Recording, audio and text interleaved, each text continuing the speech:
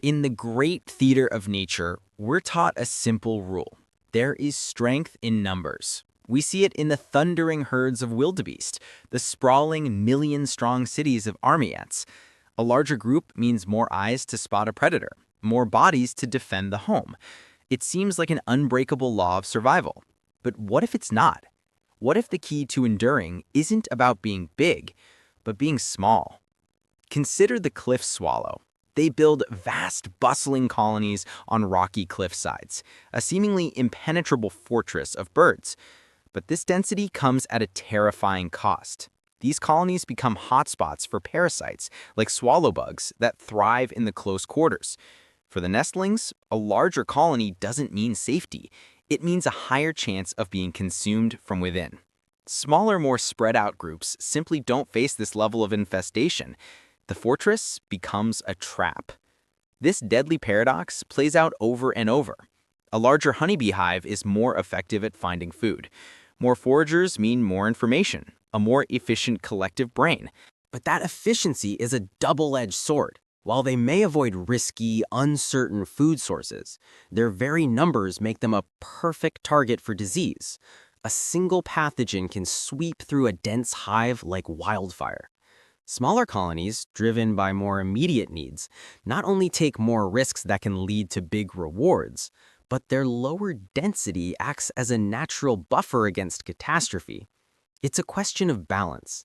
In the social world of baboons, there seems to be a sweet spot, a group of around 50 to 70, large enough to deter predators, but small enough to minimize the constant, stressful competition for food and mates.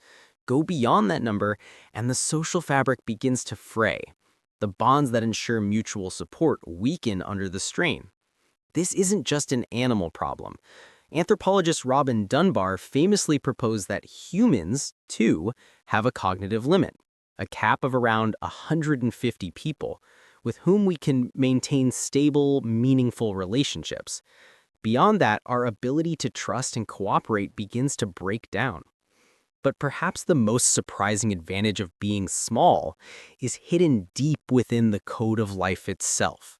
You'd assume a larger population means a healthier, more diverse gene pool. And yet, the Argentine ant forms continent-spanning supercolonies, a unified empire of billions. But they are so genetically uniform that a single, well-adapted virus could theoretically wipe them all out. They are a giant with a fatal vulnerability. Contrast that with the grizzly bears of North America. Fragmented into small, isolated populations, they should be in genetic trouble, but they're not. Researchers were stunned to find that just a little bit of gene flow, a single bear moving between groups every decade or so, is enough to prevent the loss of genetic diversity, bolstering their long-term survival. Their separation, their smallness, forces a kind of genetic discipline that the ant empire lacks.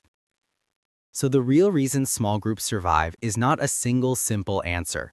It's a delicate dance. They are more nimble, able to adapt to sudden change where large specialized systems become rigid and shatter. They manage resources and social stress with greater care, and they often have a hidden resilience against the invisible threats of disease and genetic decay. In the ever-changing story of life on Earth, it's not always the biggest that win. It's the most adaptable, the most cohesive. True strength isn't a measure of numbers. It's a measure of connection.